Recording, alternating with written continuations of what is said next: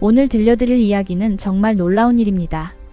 한국에서 넌 나 없으면 아무것도 아니야 라는 차가운 말을 들었던 폴란드 여성이 3년 뒤 한국에서 약혼 소식을 전한 실화입니다.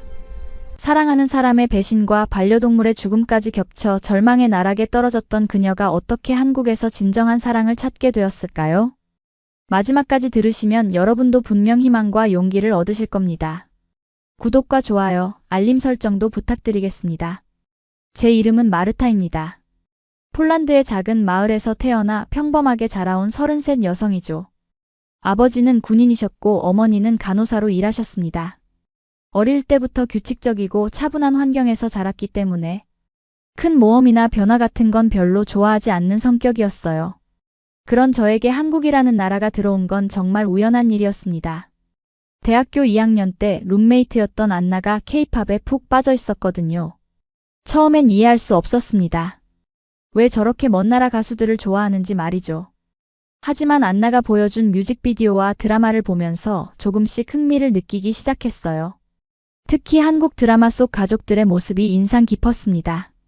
서로를 아끼고 배려하는 모습, 어려운 상황에서도 함께 이겨내려는 끈끈한 정이 느껴졌거든요.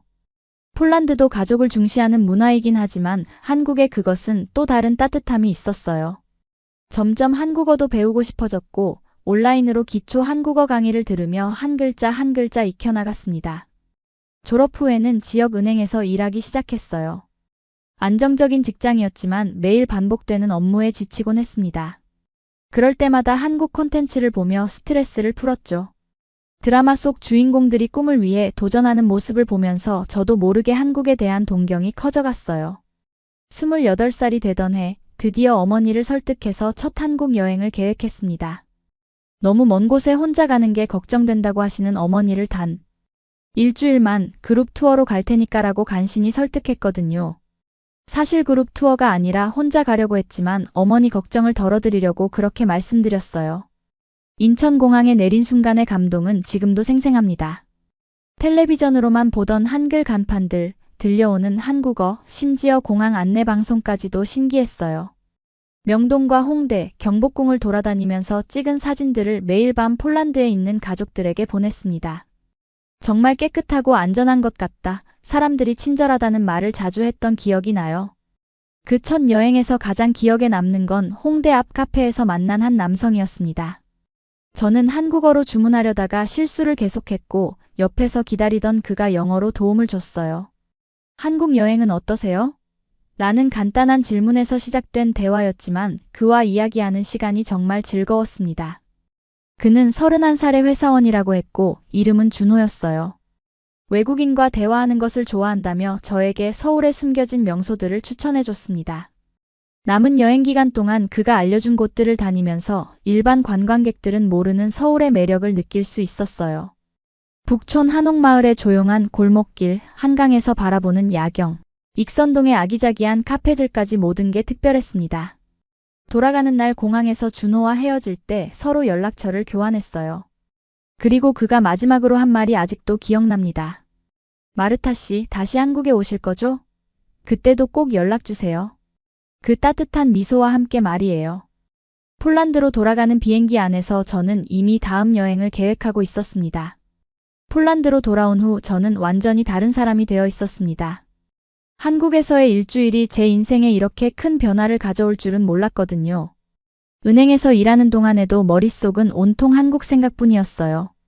점심시간이면 준호와 메신저로 대화를 나누고 퇴근 후에는 한국어 공부에 더욱 매진했습니다. 준호는 정말 성실한 사람이었어요. 매일은 아니어도 거의 이틀에 한 번씩은 안부를 물어봤고 제가 한국어로 메시지를 보내면 틀린 부분을 친절하게 고쳐주기도 했습니다. 오늘 날씨가 어때요? 라고 물어보면 오늘 날씨가 어떠세요? 가 더 자연스럽다고 알려주는 시기였죠. 몇 달이 지나면서 저희는 화상통화도 하기 시작했습니다. 시차 때문에 저는 아침에, 그는 오후에 통화를 했는데 서로의 일상을 공유하는 게 정말 즐거웠어요. 그가 점심으로 먹은 김치찌개를 보여주면 저는 폴란드 전통 음식인 피에로기를 보여주곤 했습니다. 문화가 다르지만 음식에 대한 애정만큼은 비슷했거든요. 준호는 저에게 한국의 사계절에 대해 자주 이야기해줬어요. 봄의 벚꽃, 여름의 한강치킨, 가을의 단풍, 겨울의 눈까지 모든 계절이 특별하다고 했습니다. 내년 봄에 오시면 벚꽃 구경 같이 해요라는 말에 저는 벌써부터 설레기 시작했어요. 그해 겨울 내내 저축을 하면서 두 번째 한국 여행을 계획했습니다. 이번에는 좀 더 긴 휴가를 내서 2주 동안 머물 예정이었어요.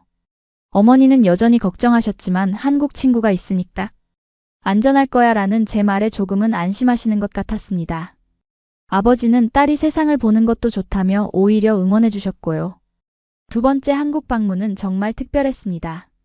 준호가 공항까지 마중 나와줬거든요. 1년 만에 다시 만난 그의 모습이 더욱 반가웠어요. 첫 번째 여행 때는 관광객이었다면 이번에는 현지 친구가 있는 여행자였죠. 준호는 관광지가 아닌 진짜 서울 사람들의 일상을 보여줬습니다.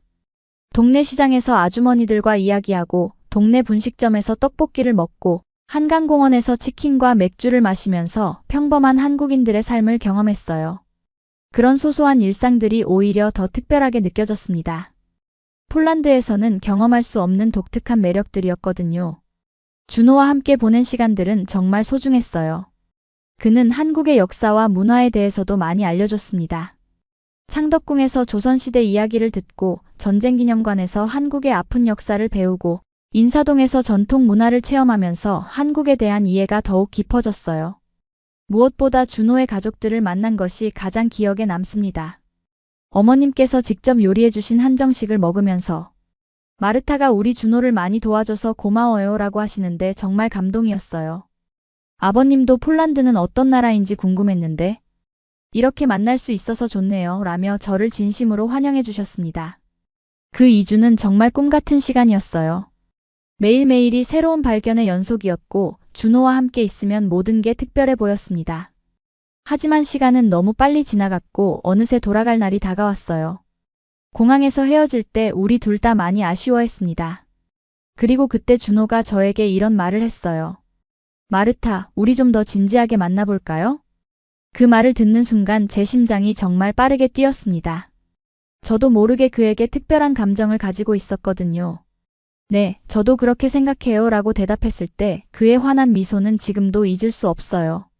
그렇게 우리의 진짜 연애가 시작되었습니다. 폴란드로 돌아온 후 준호와의 원거리 연애가 본격적으로 시작되었습니다. 시차 6시간을 극복하며 매일 영상통화를 하고 서로에게 편지와 선물을 보내는 달콤한 시절이었어요. 그는 한국의 전통차와 과자를 보내줬고 저는 폴란드의 수제 초콜릿과 호박잼을 보내드렸습니다. 무엇보다 준호는 제 한국어 실력 향상에 많은 도움을 줬어요.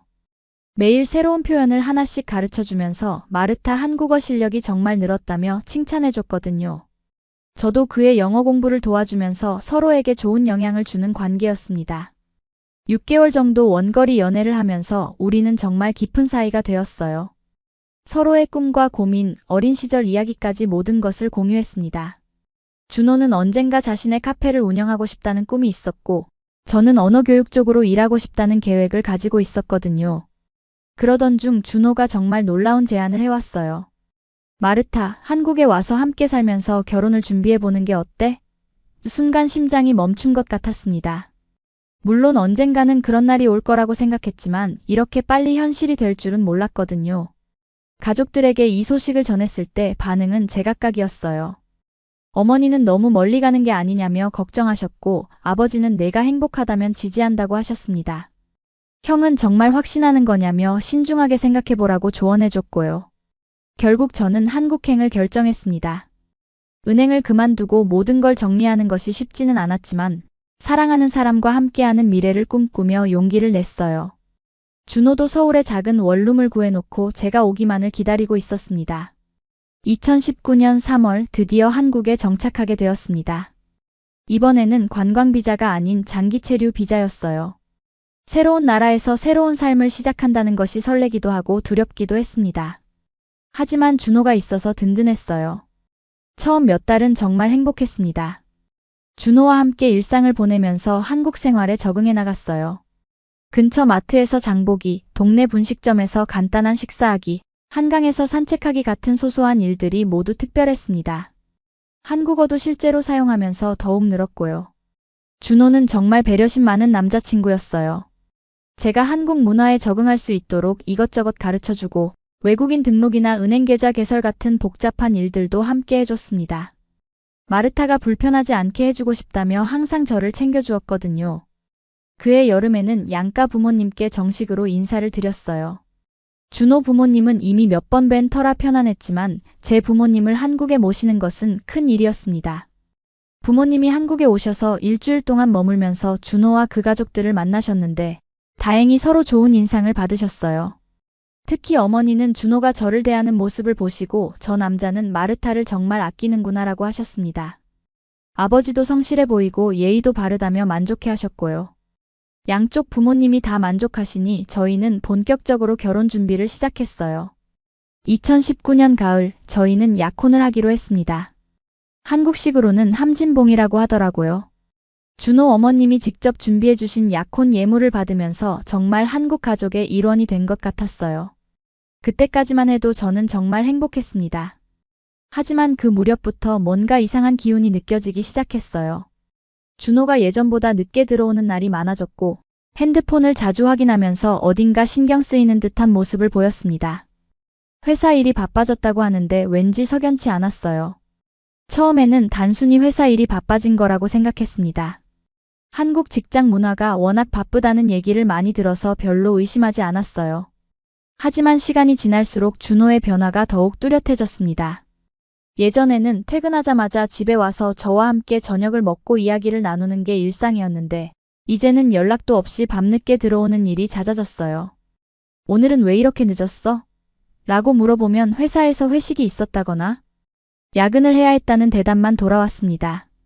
그럴 때마다 피곤한 듯 바로 씻고 잠자리에 들어버리니까 대화할 시간도 없었어요. 주말에도 친구들과 약속이 있다며 자주 나가곤 했습니다. 무엇보다 이상했던 건 핸드폰을 대하는 태도였어요. 예전에는 메시지가 오면 자연스럽게 확인하고 내용도 공유했는데 이제는 핸드폰 화면을 가리거나 다른 방에 가서 통화를 하는 일이 많아졌습니다. 누구야? 라고 물어보면 그냥 회사 동료라는 답변만 했고요. 저는 점점 불안해지기 시작했어요. 한국에 온 지 이제 1년이 조금 넘었는데 아직도 한국어가 완벽하지 못해서 깊은 대화를 나누기 어려울 때가 있거든요. 혹시 준호가 저와의 관계에 지친 건 아닐까 하는 생각이 들었습니다. 외국인인 제가 그에게 부담이 되는 건 아닐까 하는 걱정도 컸고요. 그런 불안한 마음을 달래기 위해 저는 한국어 공부를 더욱 열심히 했어요. 언어교환 모임에도 참여하고 한국 드라마를 자막 없이 보면서 실력을 늘리려고 노력했습니다. 요리도 배워서 준호가 좋아하는 한국 음식들을 만들어주기 시작했어요. 김치찌개, 된장찌개, 불고기 같은 기본적인 요리부터 시작해서 나름대로 정성을 다해 준비했습니다. 준호도 처음에는 맛있다며 좋아했지만 시간이 지나면서 그마저도 건성으로 먹는 것 같았어요. 오늘 밖에서 먹고 왔으니까 조금만이라며 몇 숟가락만 먹고 마는 일이 많아졌거든요. 그 무렵 저희 집에 새로운 가족이 생겼습니다. 준호가 어느 날 새끼 고양이를 데려온 거예요. 회사 앞에 버려져 있었는데 너무 불쌍해서라며 작은 상자에 든 새끼 고양이를 보여줬을 때 정말 깜짝 놀랐어요. 하얀 털에 까만 반점이 있는 예쁜 고양이였습니다. 이름을 뭐라고 할까? 라고 물으니 마르타가 지어줘라고 하더라고요. 고민 끝에 눈이라고 이름을 지었습니다. 눈처럼 하얀 털 때문이기도 했고 저희를 바라보는 까만 눈이 너무 예뻤거든요. 눈이는 정말 사랑스러운 고양이였어요. 제가 외로울 때마다 옆에 와서 꼬리를 치며 애교를 부리곤 했습니다. 눈이를 돌보면서 준호와 저 사이의 대화도 조금씩 늘어나는 것 같았어요. 눈이가 오늘 이상한 짓을 했다거나 병원에 데려가야 하는 건 아닐까? 같은 이야기들을 나누면서 예전의 다정한 모습이 조금은 돌아왔습니다. 하지만 그것도 잠시뿐이었어요. 2020년 초부터는 상황이 더욱 나빠졌습니다. 코로나19가 시작되면서 모든 게 달라졌거든요. 재택근무가 늘어나서 준호가 집에 있는 시간이 많아졌는데 오히려 그게 더 어색했어요. 같은 공간에 있으면서도 각자 다른 일을 하고 대화는 더욱 줄어들었습니다. 그리고 그 무렵부터 정말 이상한 일들이 벌어지기 시작했어요. 준호의 핸드폰에 모르는 여자 이름으로 메시지가 자주 왔는데 제가 누구야? 라고 물어보면 회사 후배라고만 대답했습니다. 하지만 회사 후배에게 밤늦게 메시지를 보내는 게 정상인지 의문이 들었어요. 어느 날은 샤워를 하는 동안 핸드폰이 계속 울렸는데 화면에 지은이라는 이름이 떴어요. 궁금해서 지은이가 누구야? 라고 물었더니 신입사원인데 업무 때문에 연락한 것 같다며 얼버무렸습니다. 하지만 그때 준호의 표정이 평소와는 확실히 달랐어요. 그날 밤부터 저는 잠을 제대로 이루지 못했습니다. 혹시 준호가 다른 여자를 만나고 있는 건 아닐까 하는 의심이 머릿속을 떠나지 않았거든요. 하지만 확실한 증거도 없고 무엇보다 그를 믿고 싶었어요. 내가 너무 예민한 거야 라고 스스로를 달래려고 했습니다. 의심은 날이 갈수록 커져만 갔습니다. 아무리 스스로를 달래려고 해도 준호의 변화된 모습은 너무나 명확했거든요. 예전에는 함께 보던 드라마도 이제는 혼자 보게 되었고 주말에도 친구들과 약속이 있다며 나가는 일이 잦아졌어요. 심지어는 제가 함께 가자고 하면 남자들끼리만 만나는 자리라며 거절하곤 했습니다. 2020년 봄 결정적인 순간이 찾아왔어요. 준호가 샤워하는 동안 핸드폰에서 메신저 알림음이 계속 울렸는데 화면을 보니 지은이라는 이름으로 연속으로 메시지가 와 있었어요. 평소라면 그냥 넘어갔을 텐데 그날은 정말 견딜 수 없을 만큼 궁금했습니다. 마침 핸드폰 잠금이 풀린 상태였어요. 손이 떨리면서도 메신저를 확인했는데 제가 본 건 정말 충격적이었습니다. 오빠, 언제 만날 수 있어요? 오늘 그 여자 집에 있어요? 우리 관계를 언제까지 숨겨야 하는 거예요? 같은 메시지들이 빼곡히 적혀 있었거든요. 그 순간 정말 머릿속이 하얘졌어요. 다리에 힘이 풀려서 주저앉을 뻔했습니다. 준호가 샤워에서 나오기 전에 황급히 핸드폰을 원래 자리에 놓았지만 제 마음은 이미 산산조각이 나 있었어요. 그 여자라는 표현이 저를 가리키는 게 분명했고 준호와 지은이 저 몰래 만나고 있다는 것도 확실했습니다. 그날 밤은 정말 길었어요. 준호는 평소처럼 잠자리에 들었지만 저는 잠을 전혀 이룰 수 없었습니다. 머릿속으로는 온갖 생각들이 뒤엉켰어요. 언제부터였을까? 나는 뭘까? 이제 어떻게 해야 하지? 같은 질문들이 끝없이 반복됐습니다. 다음 날부터 저는 마치 연기를 하는 것처럼 평소와 다름없이 행동했어요. 준호에게 잘 잤어? 라고 물어보고 아침도 챙겨주고 오늘 회사에서 뭐 해? 라며 일상적인 대화를 나눴습니다. 하지만 속으로는 계속 관찰하고 있었어요. 그의 표정, 행동, 말투 하나하나를 놓치지 않으려고 했습니다. 며칠 후 또 다른 결정적 증거를 발견했어요. 준호가 급하게 나가면서 지갑을 두고 갔는데 그 안에서 영화표 2장이 나온 거예요.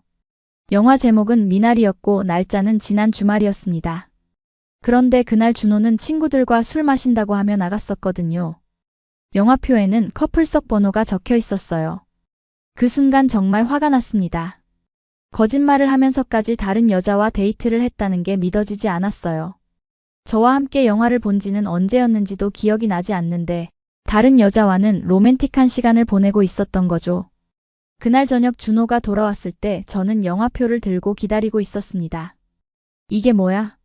라고 물으니 순간 그의 얼굴이 창백해졌어요. 아, 그건. 하며 머뭇거리다가 결국 회사 후배랑 같이 본 거야. 그냥 친구 사이야 라고 말했습니다. 커플석에서 친구끼리 영화를 봐. 라고 다시 물었을 때 준호는 더 이상 변명을 하지 못했어요. 그리고 한참 침묵이 흐른 뒤 이렇게 말했습니다. 마르타, 미안해. 사실은. 그 순간 제 심장은 정말 터질 것 같았습니다. 드디어 진실을 듣게 되는 순간이었으니까요. 지은이와 사귀고 있어. 그 한마디에 제 세상이 무너져 내렸습니다. 예상했던 일이지만 직접 듣고 나니 충격이 더 컸어요. 언제부터? 라고 물으니 6개월 전부터라고 했습니다. 제가 그의 변화를 느끼기 시작한 시기와 정확히 일치했어요. 그럼 나는 뭐야? 우리 약혼은 뭐고? 라고 소리쳤을 때 준호는 고개를 숙인 채 미안하다는 말만 반복했습니다. 왜 진작 말하지 않았어? 왜 나를 바보로 만들었어? 라고 따졌지만 제대로 된 대답은 들을 수 없었어요. 그날 밤 저는 거의 울다가 지쳐서 잠들었습니다. 그런데 더 큰 시련이 기다리고 있었어요.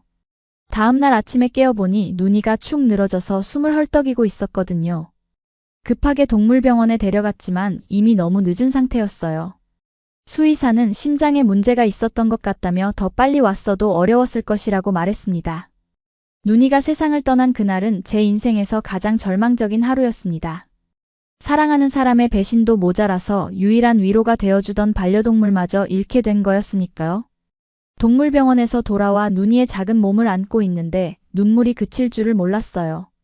준호도 누니를 많이 아꼈던 터라 슬퍼했지만 저와는 다른 차원의 슬픔이었어요. 저에게는 누니가 한국에서의 외로움을 달래주는 유일한 친구였거든요. 준호가 늦게 들어오는 날이면 누니와 함께 TV를 보고 누니에게 폴란드어로 이야기를 들려주면서 고향에 대한 그리움을 달래곤 했는데 이제 그마저 할 수 없게 된 거죠. 장례를 치르는 동안에도 준호와 저는 제대로 된 대화를 나누지 못했어요. 서로 다른 이유로 슬퍼하고 있었고 어떻게 해야 할지도 모르겠더라고요. 누니를 작은 상자에 넣고 화장장에 보내면서 저는 정말 마지막 희망마저 잃은 기분이었습니다. 그날 밤 집에 돌아와서 준호와 마지막 대화를 나눴어요. 우리 이제 어떻게 할 거야? 라고 물으니 그는 한참 동안 말을 못하더라고요. 그러다가 마르타, 미안해. 나도 어떻게 된 건지 모르겠어 라며 진부한 변명을 늘어놓았습니다. 지은이를 더 사랑한다는 거야? 라고 직접적으로 물었을 때 준호는 고개를 끄덕였어요. 그 순간 정말 마음이 찢어지는 것 같았습니다. 그럼 나와는 왜 약혼까지 했어? 왜 폴란드에서 오라고 했어? 라고 소리쳤지만 그때는 진심이었어. 하지만 지은이를 만나고 나서 라는 말만 돌아왔어요. 결국 우리는 헤어지기로 했습니다. 정확히는 준호가 일방적으로 헤어지자고 한 거였죠. 마르타도 새로운 시작을 해야 해. 폴란드로 돌아가서 새로운 사람을 만나라고 말하는데 정말 분노가 치밀어 올랐어요. 3년이라는 시간을 그렇게 쉽게 포기할 수 있다는 게 이해되지 않았거든요. 마지막으로 준비된 그 말을 들었을 때 정말 충격이었어요. 마르타, 솔직히 말하면 한국에서 너는 나 없으면 아무것도 아니야. 언어도 완벽하지 못하고 친구도 없고 할 수 있는 일도 제한적이잖아. 폴란드로 돌아가는 게 너를 위해서도 좋을 거야. 그 말을 듣는 순간 정말 온몸에 소름이 돋았어요. 지금까지 저를 사랑한다고 함께 미래를 만들어가자고 했던 사람이 어떻게 이런 잔인한 말을 할 수 있는지 믿을 수가 없었습니다. 아무것도 아니다라는 그 표현이 계속 머릿속에서 맴돌았어요.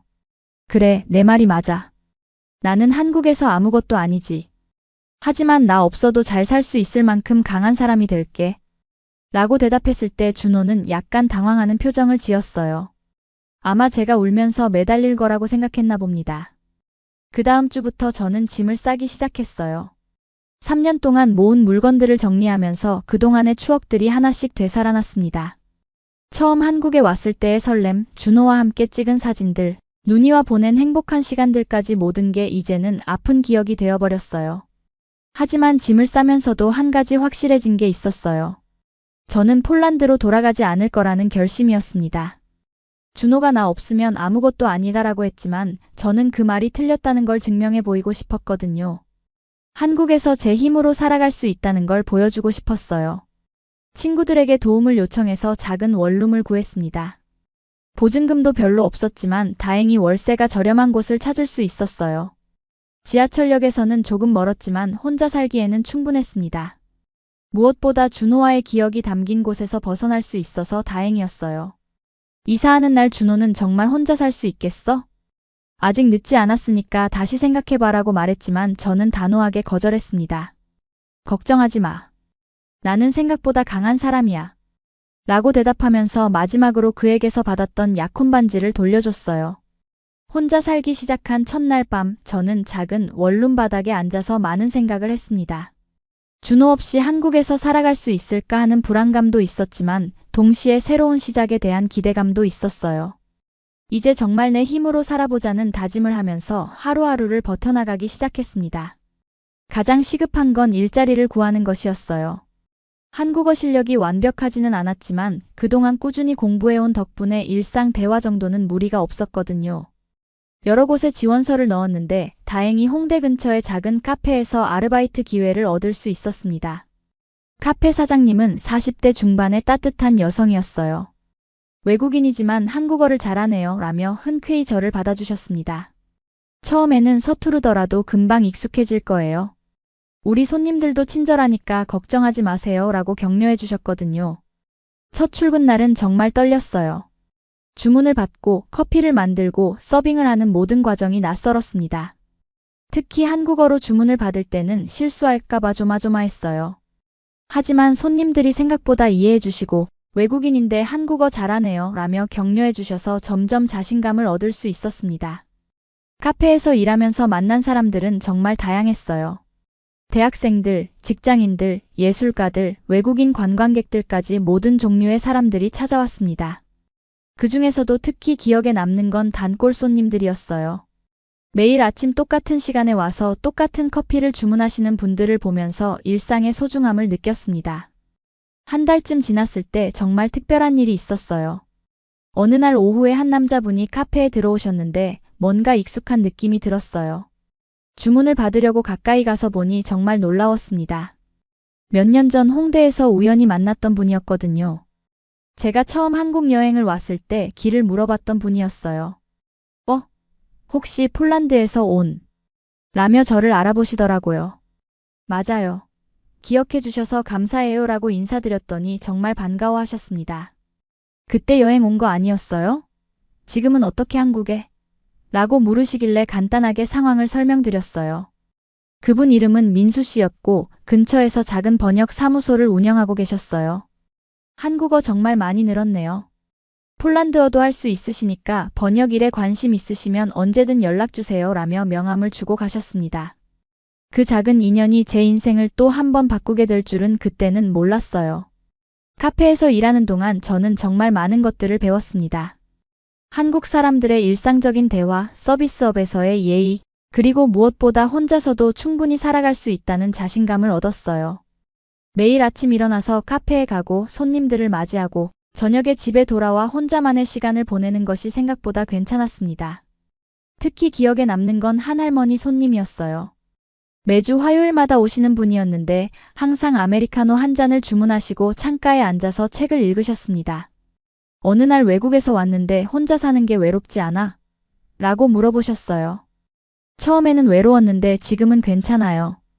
여기서 만나는 분들이 모두 친절하세요 라고 대답드렸더니 그래, 혼자 있는 시간도 소중한 거야. 나도 남편 돌아가시고 나서 혼자 사는데 생각보다 괜찮더라고 라며 위로해 주셨어요. 그분과의 대화를 통해 저는 혼자라는 것이 외로움과 같지 않다는 걸 깨달았습니다. 오히려 혼자 있는 시간 동안 저 자신에 대해 더 많이 알게 되었고 제가 원하는 삶이 무엇인지도 명확해졌어요. 준호와 함께 있을 때는 항상 그의 눈치를 봤던 것 같은데 이제는 온전히 제 자신으로 살아갈 수 있었습니다. 카페에서 일한 지 3개월쯤 지났을 때 민수 씨가 다시 카페에 오셨어요. 그때 정말 놀라운 제안을 해주셨습니다. 마르타 씨, 저희 번역 사무소에서 폴란드어 번역가를 찾고 있는데 관심 있으세요? 파트타임으로 시작해서 실력이 늘면 정직원도 가능해요 라고 하시더라고요. 처음에는 제가 할 수 있을까 하는 걱정이 앞섰어요. 번역이라는 건 단순히 언어를 바꾸는 게 아니라 문화와 맥락까지 이해해야 하는 일이잖아요. 하지만 민수 씨는 천천히 배워가면 되니까 부담 갖지 마세요. 요즘 폴란드와 한국 사이의 교류가 늘어나고 있어서 수요가 많아요 라며 격려해 주셨습니다. 결국 저는 도전해보기로 했어요. 카페 일을 계속하면서 번역 일도 병행하기로 한 거죠. 처음에는 간단한 문서 번역부터 시작했습니다. 관광 안내서나 상품 설명서 같은 기본적인 내용들이었는데 생각보다 어려웠어요. 단어 하나하나의 뉘앙스를 정확하게 전달해야 했거든요. 민수 씨는 정말 좋은 멘토였어요. 제가 번역한 내용을 하나하나 검토해 주시면서 어떤 부분이 어색한지, 어떻게 하면 더 자연스러운 번역이 될 수 있는지 세심하게 알려주셨습니다. 번역은 기술이면서 동시에 예술이에요. 계속 연습하다 보면 감각이 생길 거예요 라고 말씀하시곤 했어요. 그러던 중 정말 특별한 번역 프로젝트를 맡게 되었습니다. 폴란드 출신의 유명한 피아니스트가 한국에서 콘서트를 할 예정이었는데 그분의 인터뷰와 프로그램 노트를 번역하는 일이었어요. 클래식 음악에 대한 전문 용어들이 많아서 정말 어려웠지만 동시에 무척 흥미로운 작업이었습니다. 그 피아니스트 분은 한국 문화에 대해 깊은 관심을 가지고 계셨어요. 인터뷰에서 한국의 전통 음악과 서양 클래식의 조화에 대해 연구하고 있다고 말씀하시더라고요. 그 내용을 번역하면서 저도 한국 문화에 대해 더 깊이 생각해보게 되었습니다. 번역 일을 하면서 한국어 실력도 많이 늘었어요. 특히 문어체와 구어체의 차이, 존댓말의 미묘한 뉘앙스 같은 것들을 더 정확하게 이해하게 되었거든요. 카페에서 손님들과 나누는 대화와는 또 다른 차원의 한국어를 배울 수 있었습니다. 그 무렵 저는 새로운 사람들과도 만나게 되었어요. 번역가 모임에 참가하면서 다양한 분야의 전문가들과 교류할 기회가 생겼거든요. 대부분이 한국 사람들이었지만 저처럼 외국 출신의 번역가들도 몇 분 계셨어요. 그분들과 이야기를 나누면서 나 혼자만의 고민이 아니구나라는 걸 깨달았습니다. 특히 독일 출신의 토마스 씨와는 많은 대화를 나눴어요. 그분도 한국에 온 지 5년 정도 되었는데 처음에는 언어와 문화 차이 때문에 많이 힘들었다고 하시더라고요. 하지만 포기하지 않고 계속 노력하다 보니 이제는 한국이 제2의 고향 같아요 라는 말씀이 저에게 큰 힘이 되었습니다. 번역가 모임에서 만난 한국 분들도 정말 따뜻했어요. 외국어를 완벽하게 구사한다는 건 정말 대단한 일이에요 라며 저를 격려해 주셨고 한국어가 어려운 언어인데 이 정도면 정말 훌륭해요 라고 칭찬해 주시기도 했습니다. 그런 말들을 들을 때마다 자존감이 조금씩 회복되는 걸 느꼈어요. 어느 날 번역가 모임 후 다 함께 저녁 식사를 하게 되었는데 그때 정말 인상 깊은 분을 만났습니다. 경희 씨라는 분이었는데 한국사를 전공하신 대학 교수셨어요. 제가 폴란드에서 왔다고 하니 폴란드와 한국의 역사적 연관성에 대해 관심이 있다고 하시더라고요. 폴란드도 외침을 많이 받았던 나라잖아요. 한국과 비슷한 점이 많을 것 같은데 어떻게 생각하세요? 라고 물어보시길래 깊이 있는 대화를 나눌 수 있었습니다. 그분과 이야기를 하면서 저는 제가 두 나라의 문화를 연결하는 다리 역할을 할 수 있겠다는 생각이 들었어요. 번역 일에 점점 익숙해지면서 저는 새로운 도전을 시작했습니다. 경희 교수님의 제안으로 폴란드와 한국의 역사적 연관성에 대한 작은 연구 프로젝트에 참여하게 된 거예요. 마르타 씨의 언어 실력과 문화적 감수성이 이 프로젝트에 큰 도움이 될 것 같아요 라며 함께 해보자고 하셨습니다. 그 프로젝트를 통해 저는 정말 많은 것을 배웠어요. 폴란드와 한국이 20세기에 겪은 비슷한 역사적 경험들, 두 나라 국민들의 강인한 정신력, 그리고 어려움을 극복해온 과정들을 비교 연구하는 것이었거든요. 제 조국과 제2의 고향인 한국을 더 깊이 이해할 수 있는 기회였습니다. 연구를 하면서 한국 도서관을 자주 이용하게 되었는데 그곳에서 또 다른 인연을 만났어요. 도서관 사서로 일하시는 현우 씨였습니다. 처음에는 단순히 자료 찾기를 도와주시는 분 정도로만 생각했는데 몇 번 만나다 보니 정말 박식하고 친절한 분이라는 걸 알게 되었어요. 현우 씨는 35살의 조용한 성격의 남성이었습니다.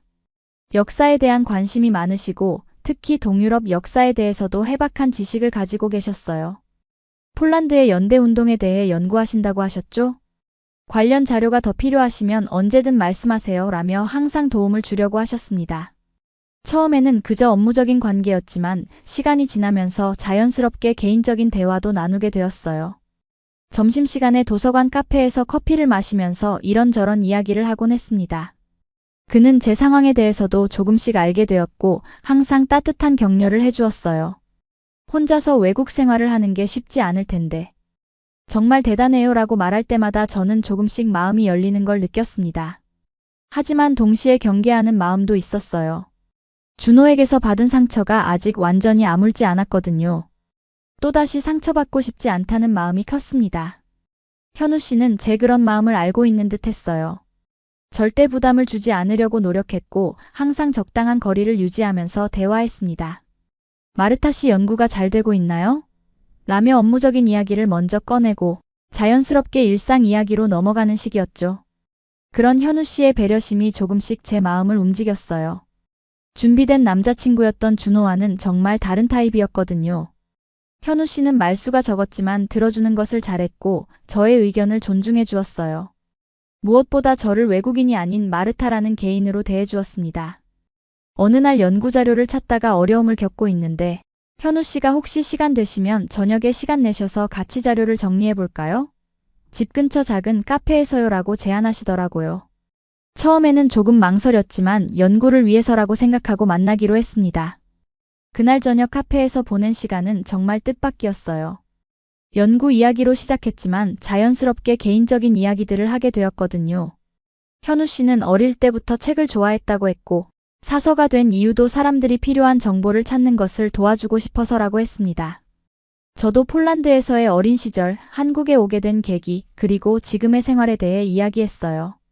물론 준호와의 일은 자세히 말하지 않았지만 어려운 시기를 겪었다는 정도로 언급했습니다. 현우 씨는 힘든 시간을 겪고 나서 더 강해지신 것 같아요 라며 저를 격려해 주었어요.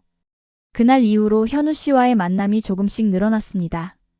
연구 관련 만남에서 시작해서 점심 식사, 저녁 산책까지 자연스럽게 시간을 함께 보내게 되었어요. 하지만 여전히 저는 조심스러웠고 현우 씨도 그런 제 마음을 이해하고 기다려 주었습니다. 2023년 가을 현우 씨와 알게 된 지 1년이 조금 넘었을 때였습니다. 저희는 여전히 친구 관계를 유지하고 있었지만 서로에 대한 감정이 깊어지고 있다는 걸 모두 알고 있었어요. 하지만 저는 아직도 과거의 상처 때문에 한 발짝 더 나아가지 못하고 있었습니다. 그런 제게 현우 씨가 조심스럽게 마음을 표현한 날이 있었어요. 한강에서 산책을 하다가 벤치에 앉아 쉬고 있는데 마르타 씨, 저는 당신이 외국 사람이어서가 아니라 마르타라는 사람 자체를 좋아해요 라고 말하시더라고요. 그 순간 제 마음이 정말 많이 흔들렸습니다. 저 아직 준비가 안 된 것 같아요. 이전에 많이 아팠거든요 라고 솔직하게 말했을 때 현우 씨는 괜찮아요. 기다릴게요. 당신이 준비될 때까지 계속 옆에 있을게요 라고 대답했어요. 그 따뜻한 말이 제 마음을 조금씩 녹여주었습니다. 그해 겨울 저에게 정말 큰 기회가 찾아왔어요. 경희 교수님이 진행하시는 연구 프로젝트가 성공적으로 끝나면서 그 결과물을 학회에서 발표할 기회를 주신 거예요. 마르타 씨가 직접 발표해보는 게 어떨까요?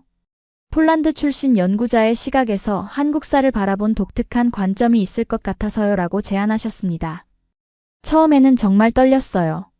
한국어로 학술 발표를 한다는 게 부담스럽기도 했고 많은 사람들 앞에서 이야기하는 것도 어색했거든요. 하지만 현우 씨가 저도 옆에서 도와드릴게요. 분명히 잘하실 수 있어요 라며 격려해 주셔서 용기를 낼 수 있었습니다. 발표 준비를 하면서 현우 씨는 정말 많은 도움을 주었어요. 발표 원고를 함께 검토하고 발음이 어려운 부분들을 반복해서 연습시켜주고 예상 질문들에 대한 답변도 함께 준비했습니다. 그런 과정을 거치면서 저희는 더욱 가까워졌어요.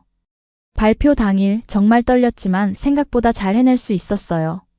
폴란드인이 바라본 한국 근현대사의 의미라는 제목으로 20분간 발표를 했는데 청중들의 반응이 정말 좋았습니다. 특히 외국인의 시각에서 바라본 객관적인 분석이 인상적이었다는 평가를 받았을 때 정말 뿌듯했어요. 발표가 끝나고 현우 씨가 꽃다발을 들고 기다리고 있을 때 정말 감동이었습니다. 정말 자랑스러워요. 마르타 씨가 이렇게 멋진 사람인 줄 알았어요 라며 진심으로 축하해 주었거든요. 그 순간 저는 현우 씨에 대한 제 마음을 더 이상 숨길 수 없다는 걸 깨달았어요. 그날 저녁 조용한 레스토랑에서 저는 현우 씨에게 제 마음을 고백했습니다. 현우 씨, 저도 당신을 좋아해요. 처음에는 무서웠는데 이제는 확신이 서요라고 말했을 때 그의 얼굴에 환한 미소가 번져 올랐어요. 정말요? 이렇게 행복할 줄 몰랐어요 라며 제 손을 꼭 잡아주었습니다. 그렇게 2024년 새해를 현우 씨와 연인으로 시작하게 되었어요. 준호와는 완전히 다른 연애였습니다. 현우 씨는 항상 제 의견을 먼저 물어보고 저를 존중해 주었어요. 무엇보다 저의 과거를 있는 그대로 받아들여주면서 지금의 마르타가 중요하다고 말해 주었습니다. 작년 12월 현우 씨가 정말 로맨틱한 프로포즈를 해주었어요. 저희가 처음 만난 도서관에서 마르타, 나와 결혼해 주세요. 평생 당신 옆에서 당신이 필요한 모든 자료를 찾아드릴게요 라며 반지를 내밀었을 때 정말 눈물이 났습니다. 당연히 내라고 대답했고요. 지금 저는 한국에서 정말 행복하게 살고 있습니다. 번역일도 안전궤도에 올라서 정규직으로 전환되었고 현우 씨와는 이번 봄에 결혼식을 올릴 예정이에요. 준호가 한국에서 너는 나 없으면 아무것도 아니다 라고 했던 그 말이 얼마나 틀렸는지 지금 제 삶이 증명하고 있습니다. 이제 저는 누군가 없으면 안 되는 사람이 아니라 저 스스로 충분히 가치 있는 사람이라는 걸 알아요. 그리고 그런 저를 사랑해주는 현우 씨와 함께 더욱 의미 있는 삶을 만들어가고 있습니다. 한국은 이제 저에게 상처의 땅이 아니라 사랑과 성장의 터전이 되었어요. 혹시 지금 어려운 시간을 보내고 계신 분들께 말씀드리고 싶어요. 아무리 힘들어도 포기하지 마세요. 저처럼 반드시 새로운 기회와 좋은 사람들을 만날 수 있을 거예요. 여러분도 충분히 소중한 사람이니까요.